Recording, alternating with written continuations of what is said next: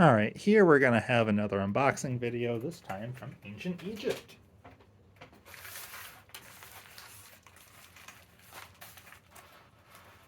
So it's usually best to put the scissors, about there through the top, because if you do this, or some people even like this, you'll probably cut your product in half.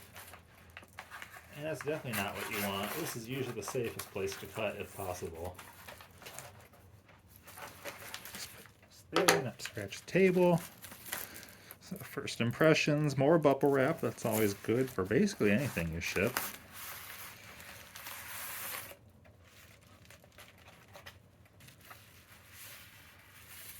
Wrapped in cardboard within, that's always good. No room for movement, but not too tight, so it doesn't actually crush the product. Carefully cut all this tape here.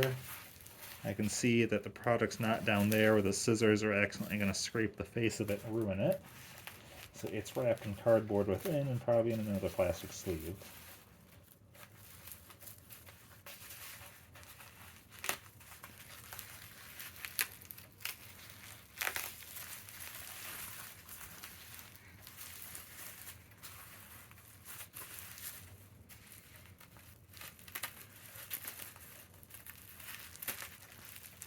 Never want to just tear into it. Never know how it's packed, never know how it's going to affect the product, and then if you just destroy the bubble wrap, you can't reuse it. Now, I am a proponent of reusing everything that I can for shipping.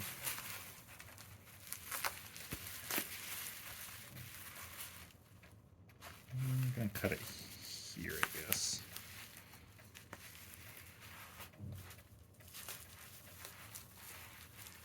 Most of the materials I use for shipping are recycled. Yes, they're nice bubble wrap and stuff,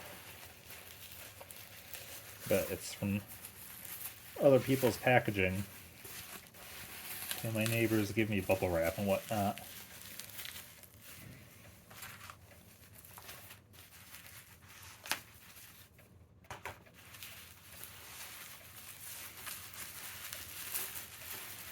Now, with enough bubble wrapping and tape, your product becomes waterproof.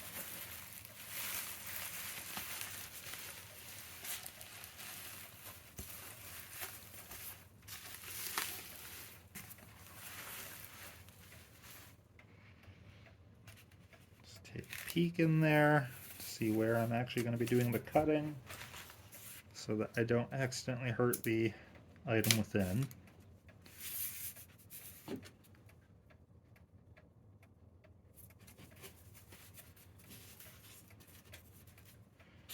And just as I speculated, it's inside a plastic sleeve inside this cardboard. No room for movement, but not too tight, because you don't want to crush it and damage the pigments therein.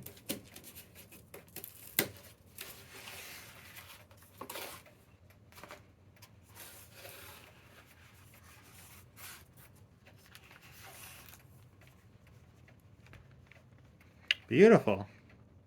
That's just the back side.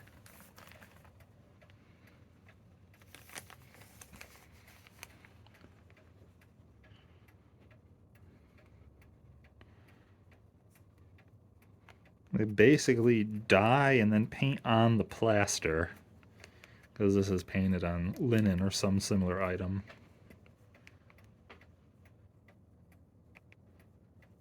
Can't avoid the glare.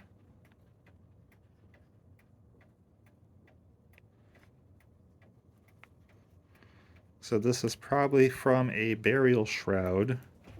Context has been lost on this piece, unfortunately.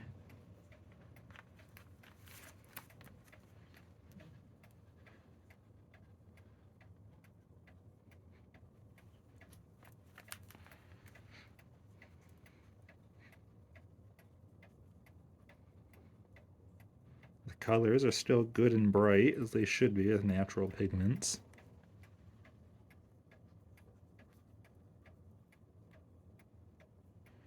So we have the God of the Dead, and then I'm not quite sure who that is yet. I don't really know much about ancient Egypt, it's just I really felt this piece to indeed be genuine. And the price is right, so I acquired it. Ancient Egypt is usually outside of my the scope of my collection.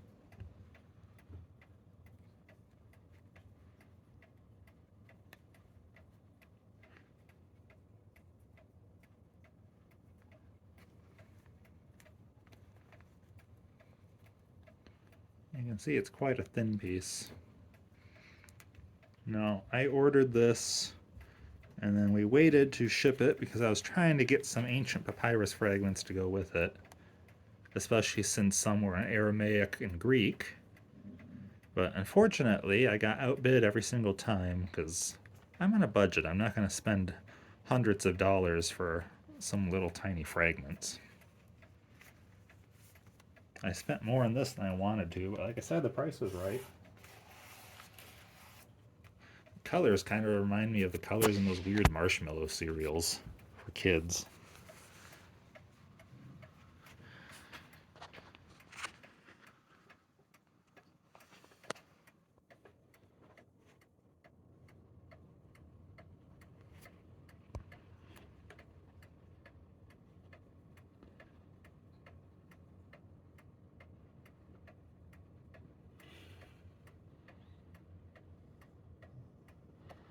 And it appears that there's actually another layer underneath this, because when I was flipping it carefully,